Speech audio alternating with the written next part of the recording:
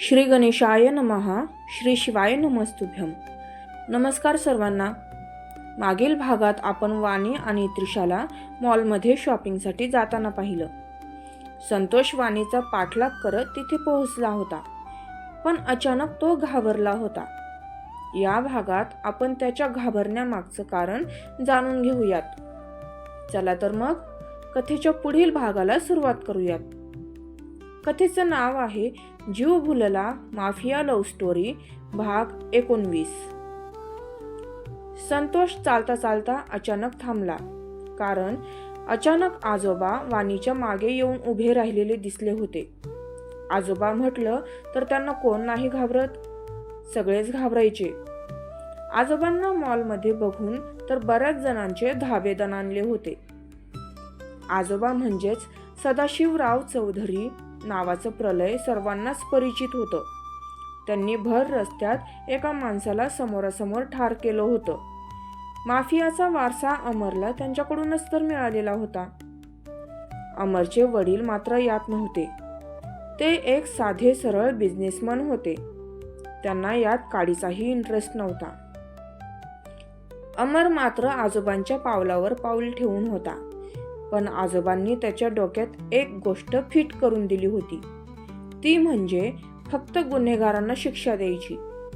निष्पाप निरागस लोकांचा जीव घेतला तर मी तुला कायमचं संपवेन, अशी धमकीही त्यांना दिली होती. अमरनेही आजोबांची आज्ञा आजपर्यंत पाळली होती. त्यांनाही त्यांच्या नातवावर विश्वास आणि अभिमान होता. आजोबांना समोर बघून संतोषचे डोळे मोठे झाले होते. त्याचं संपूर्ण अंग थरथर कापू लागलं. तो काही क्षण तसाच थांबला. मग भानावर येत पटकन तिथून बाहेर आला आणि गाडीत जाऊन बसला. त्याला पळताना आजोबांनी समोरच्या त्या भल्या मोठ्या आरशातून पाहिलं होतं. तसे ते क्रूर हसले. माझ्या सुनबाईचा पाठलाग करतो काय? मी बरा तुला येऊ देईन. सून नाही, ती माझी लेक आहे. तिच्या केसालाही धक्का लागू देणार नाही आम्ही. मग तू काही का करेना. जास्तच खालच्या थराला गेलास तर उभा चिरला तुला म्हणून समज. आजोबा रागात मनातल्या मनात म्हणाले. संतोषला बघून तर त्यांची सटकलीच होती. आत्ताच्या आत्ता त्याला ठार मारायची त्यांची खूप इच्छा होत होती. जेव्हा वाणी आणि त्रिशा मॉलमध्ये एंटर करणार होत्या तेव्हाच त्रिशाला काहीतरी वेगळं जाणवलं होतं. आजोबांनी तिला जायच्या आधीच बजावलं होतं की काहीही वेगळं जाणवलं तरी त्यांना फोन करून सांगायचं. आजोबांच्या सांगण्यावरून तिने त्यांना फोन करून कळवलं होतं. अवघ्या 10 मिनिटात आजोबा तिथे हजर झाले होते. वाणी त्यांना अचानक तिथे बघून शॉक झाली होती.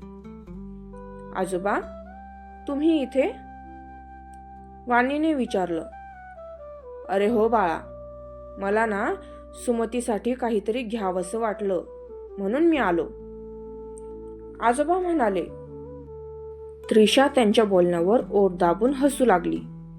तसं आजोबांनी तिच्याकडे पाहिलं. आजोबा, मग मला सांगायचं ना, तुम्ही कशाला धावपळ करत आलात? वाणी काळजीने म्हणाली. या वयात त्यांना धावपळ सहन होणार नाही म्हणून त्यांची काळजी वाटत होती.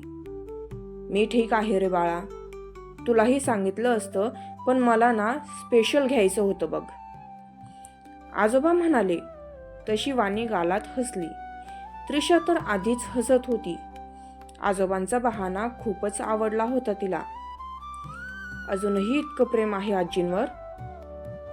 वाणीने हसून विचारलं. हो, का नसणार? प्रेम आहे म्हणून तर उचलून आणली होती तिला, आजोबा म्हणाले. तसं तिच्या चेहऱ्यावरचं हसू गायब झालं. क्षणभर अमरचा चेहरा डोळ्यांसमोर आला. हे पण माझ्यावर खरं प्रेम करत असतील का? म्हणूनच मला माझ्या भूतकाळासमवेत स्वीकारलं असेल का? वाणी त्याच्या विचारात हरवली होती. आजोबांनी तिच्या डोळ्यांसमोर चुटकी वाजवली. तशी ती भानावर आली. उशीर होतोय आपल्याला. अमरने काय सांगितलं माहीत आहे ना? संध्याकाळपर्यंत घरी गेलो पाहिजेत आपण, आजोबा म्हणाले आणि पुढे निघून गेले. तशा वाणी आणि त्रिशाही त्यांच्या मागे आत आल्या. नेमका तेव्हाच संतोषही आला होता. आजोबा थोडे बाजूला होते म्हणून त्याला दिसले नव्हते, पण त्याला पाहून आजोबा वाणीच्या मागे येऊन उभे राहिले होते. मग संतोषने डायरेक्ट तिथून धूमच ठोकली होती. आता तो गाडीत बसल्या बसल्या विचार करत होता, हे म्हातारं इथं कसं काय आलं? पंट्याने तर तसं काहीच सांगितलंच नव्हतं. या पंट्याच्या तर. दात ओठ खात संतोषने गाडी चालू केली आणि पुन्हा घरच्या रस्त्याला लागला. आजोबा, वाणी आणि त्रिशाची शॉपिंग झाली आणि ते पुन्हा घरी जायला निघाले. वाणी गाडीत बसूनही अमरचाच विचार करत होती. द्विधा मनस्थितीत अडकली होती ती. मन त्याच्याकडे तर मेंदू त्याच्या विरुद्ध दिशेने जायचं सुचवत होतं. शेवटी मेंदूने मनावर मात केली. तिने त्याचा विचार झटकला आणि शांत बसून राहिली. थोड्याच वेळात ते घरी पोहोचले. वर रूमच्या बाल्कनीत उभा राहून अमर त्यांना बघत होता. वाणी आजोबा आणि त्रिशासोबत खूप खुश दिसत होती. हसत हसत ती आत येत होती. तिला हसताना पाहून त्याच्याही चेहऱ्यावर हसू आलं होतं. तिघेही आधी येऊन फ्रेश झाले, मग बाहेर हॉलमध्ये येऊन बसले. वाणी ज्या सोफ्यावर बसली होती, अमरही तिच्या समोरच्या सोफ्यावर जाऊन बसला होता. त्याचं एकसारखं तिला ताडणं चालूच होतं. वाणीलाही त्याची नजर जाणवत होती, पण ती काही त्याच्याकडे बघायला तयार नव्हती. नंतर मग ती किचनमध्ये निघून गेली. रात्री जेवण करून सगळे आपापल्या खोलीत निघून गेले.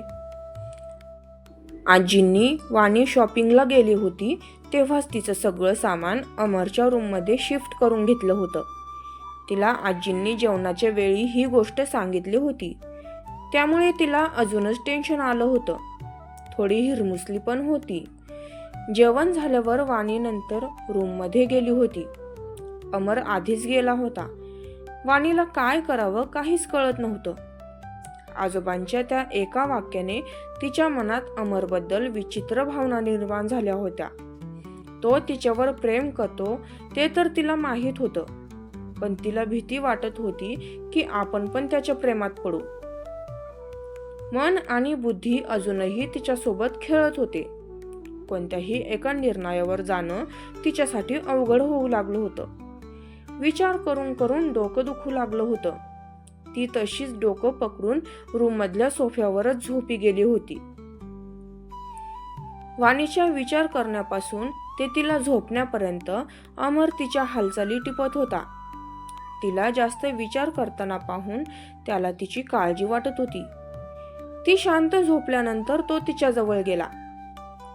सोफ्यावर ती अवघडून अंग चोरून झोपलेली होती. त्याने अलगद तिला हातावर उचलून घेतलं.